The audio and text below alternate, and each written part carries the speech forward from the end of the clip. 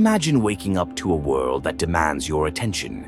Messages pile up, people expect replies, obligations pull at you from every direction. It feels like the universe conspires to keep you tethered, always on call, always responsive. But this time, something shifts. You don't rush, you don't scramble. It's as if you've stepped outside the frenzy, no longer ruled by the ping of notifications or the weight of others' expectations. You're still here, still present, but the world no longer dictates your rhythm. This is not about disconnecting from life or abandoning responsibility. This is a rebellion, a quiet revolution against the tyranny of constant availability, a refusal to let your worth be measured by how quickly you respond, how much you give, or how little you withhold. Today, we explore the philosophy behind reclaiming your presence, not as a commodity to be spent, but as a sacred space to be guarded. The path to true freedom begins when you stop being available on demand, not out of spite, but from the profound understanding that your energy is finite, your attention precious, and your peace non-negotiable. This is how you become untouchable, not by building walls, but by mastering the art of presence on your own terms. But before we begin, if these words resonate with you, take a moment to anchor yourself. What follows may shift how you move through the world.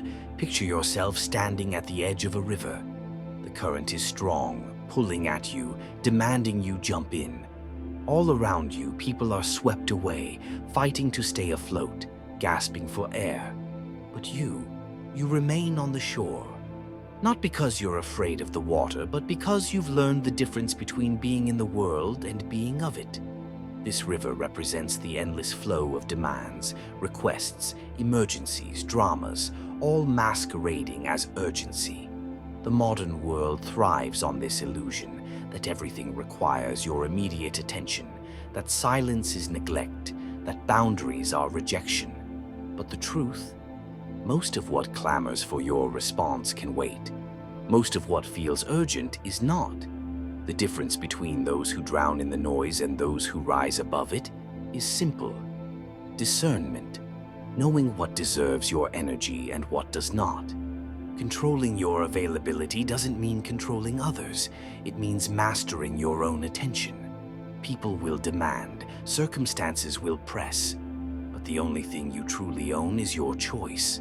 When to engage, when to step back, when to let the current rush past without you. This idea, though simple, is radical. It frees you from the addiction to busyness, from the fear of missing out, from the guilt of saying no. It liberates you because you stop scattering yourself outward and start gathering yourself inward. Every moment you spend reacting to others' agendas is a moment stolen from your own. Every time you resist the pull of false urgency, you reclaim a piece of your sovereignty. Marcus Aurelius wrote, "You have power over your mind, not outside events. Realize this, and you will find strength." The untouchable mind is not the one that never responds, but the one that chooses how and when. It meets the world on its own terms. Now, consider this. A man sits in a crowded cafe, surrounded by chatter. His phone buzzes. A message, a notification, a call. The people around him reflexively reach for their devices, as if pulled by invisible strings. But he doesn't move. Not out of defiance, but from a deeper understanding that his attention is his own. This scene holds a secret. The world will always try to colonize your time, to convince you that immediacy equals importance. But here's the truth. You are not a hostage to anyone's expectations. Your value is not tied to your responsiveness. The more you treat your attention as sacred, the more others will too. There's a rare kind of person who doesn't rush to fill silences, who doesn't apologize for delayed replies, who understands that not every invitation requires a yes. This person is not aloof or indifferent. They are deliberate. They know that constant availability dilutes presence, that true connection thrives in the space between responses. What I'm describing is neither selfishness nor withdrawal. It's the art of selective engagement, loving deeply but without dependency, giving fully but without depletion, showing up, but only when it aligns with your integrity. The philosopher Epictetus, a former slave, understood this better than anyone. Freedom is secured not by the fulfillment of desires, but by the removal of desire. In other words, the less you need to be needed, the freer you become. Let me ask you, how much of your energy is spent on things that don't truly matter? How many hours have you lost to conversations that drained you, to tasks that could have waited, to the compulsive need to be on, to be? Think of a tree in a storm. The branches sway, but the roots hold firm. The wind may howl, but the tree doesn't chase it. This is the power of grounded presence. When you stop being available to every demand, you become like that tree, rooted, unshaken, alive. People will test you. They'll mistake your boundaries for rejection, your silence for indifference. Let them. Their misunderstanding is not your burden to correct. The right ones will respect your rhythm. The rest were never your concern. Imagine a warrior on a battlefield, not the kind who rushes forward blindly, but the one who knows when to advance and when to retreat. He understands that constant engagement is not strength. It is exhaustion disguised as valor. The true master fights only the battles worth fighting. The rest he avoids not out of fear, but wisdom. This is the essence of strategic withdrawal, the deliberate choice to remove yourself from what drains you, not permanently, but until you return on your own terms. Most people confuse presence with perpetual participation. They believe that to be relevant, they must always be there, always responding, always reacting, always available. But relevance is not measured in real-time replies.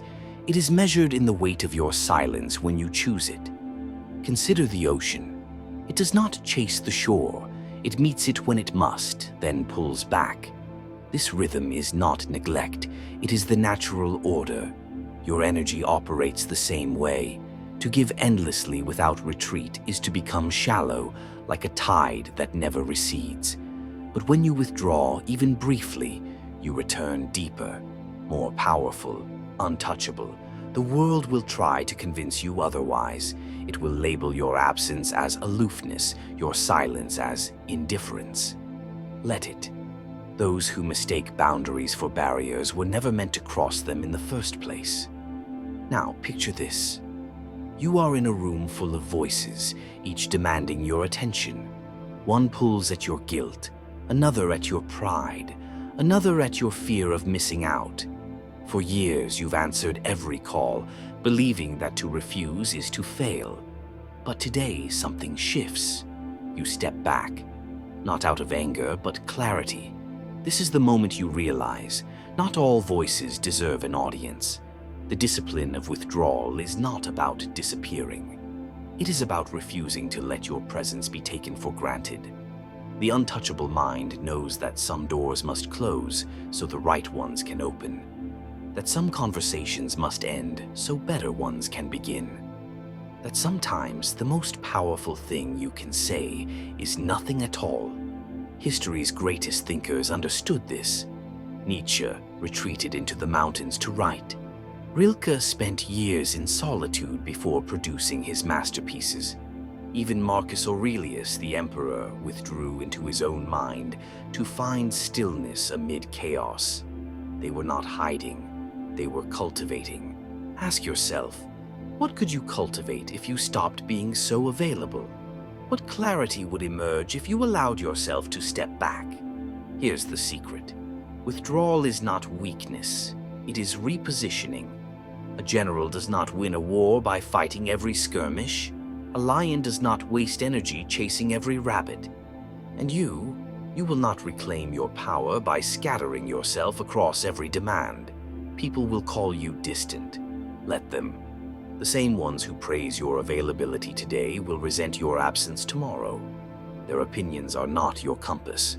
The untouchable mind withdraws not to escape, but to return stronger. It knows that solitude is not loneliness, it is the forge where the self is remade. So retreat when you must. Not forever, just long enough to remember who you are when the world isn't pulling at you.